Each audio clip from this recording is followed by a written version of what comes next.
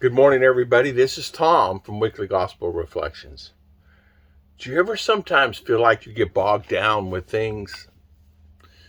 Maybe your environment, maybe something's going on in your life. You just get bogged down and you just can't let it go. I know for me, sometimes it does that for me.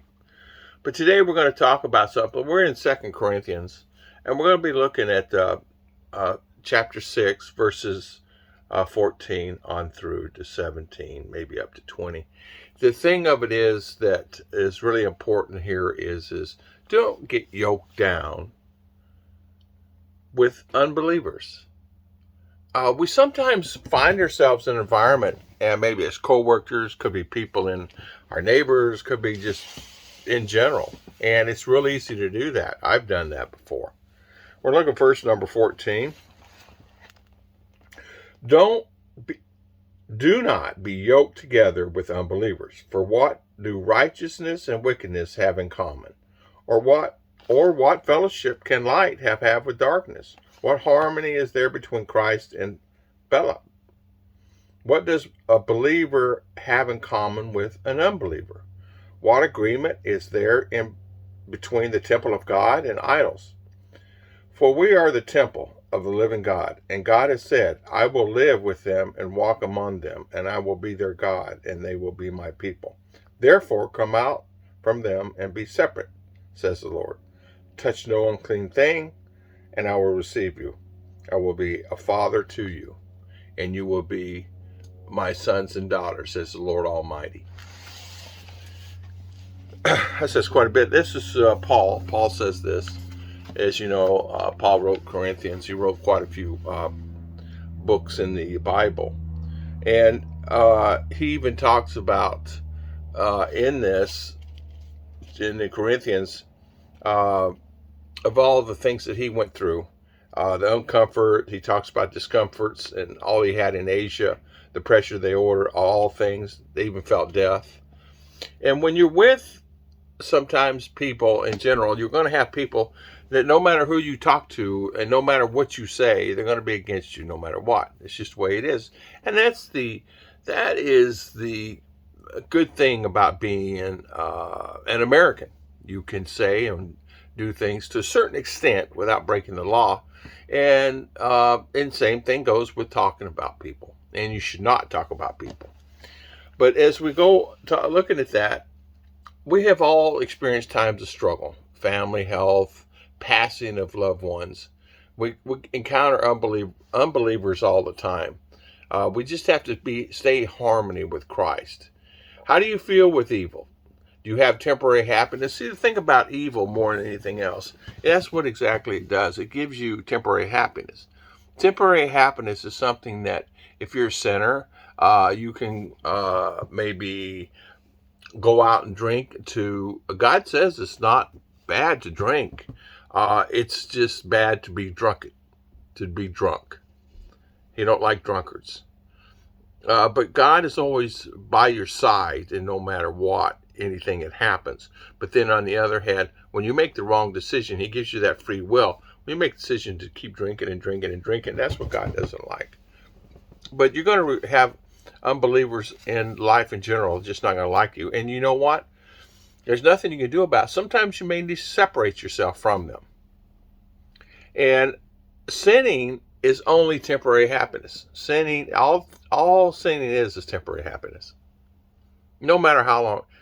You could be, I was talking to two heroin addicts in my car the other day that I was taking from point A to point B in my Uber Lyft. And they were talking about how that is exactly their life. It was temporary happiness only for those moments when they would get high, and then they would find themselves at the low end of it next day wondering, okay, now how are we going to get up enough money to do it again today? And so how do we do that? And it says it's just a horrible life. They both realized in time that they would take and live a life of good, meaning that they're going to stop doing that. They start going to church, reading the Bible a little, praying, and they find themselves up out of that hole, and they actually live on a sailboat. Their life is they get up every day and they live on a sailboat, and It's free parking out in the ocean. It's free parking when, like here, you can go out, 100 feet, 200 feet, and it's free. And that's how they live. And they got solar, are attempting to get solar. They got batteries, and they're attempting to get solar on it. And so they can have just a better life, a better life. And they chose that life because it's free. It's free living. So when they come in, they go to the store and get all the things they need to get, and then go back out on the sailboat. And that's where they live. And they go up and down like the coast, up and down the coast, and enjoy themselves. See, we do not actually live life to the fullest, as they even noticed that they weren't living life to the fullest, and they realized that they were just down by sin. And what brought them back out of it was the temporary happiness thing. They realized that's all they were doing is temporary happiness. Happiness is a thought, right? If you live happiness, it becomes who you are. If you live with evil, it becomes who you are. But most people that live with the sin, they find themselves getting further down into that rabbit hole. See, you want the feeling of good. So how do you always keep that feeling of good? You pray. You sit down and pray. Everybody has burdens. Everybody has problems in their life. There's a lot of people that really don't understand why they have problems in their life. And a lot of times it's reasons that they either made a bad decision and don't know how to get out of it, or decisions that they're making on a daily basis that are bad.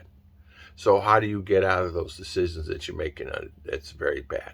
What you do, you get up every day and you pray to God and talk to God about it. He's going to help you through any given situation. He's going to help you through everything that you're going through.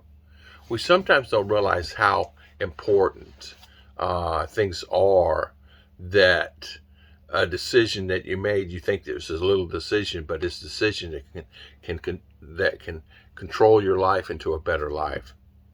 And the main thing is reading the Bible, taking the time and read the Bible. Go in a room and read the Bible and talk to God. And you'll find so much more in life.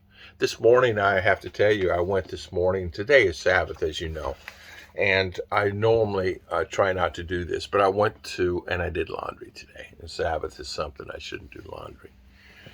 But I did. And I got back here and I was writing my message and doing my message here this morning. I had completely wrote a different message, a longer, more thought out message. And I just wasn't feeling it.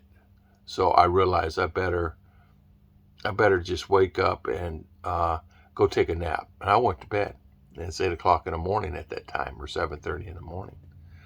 So you have to take the time and be prepared and do the right thing, and pray to God and just keep praying. And once you do that, everything is a lot better. Everything is better off. You're better off that way. And I want to thank everybody for always watching my videos. God bless everybody, and I'll see you guys next time on Weekly Gospel.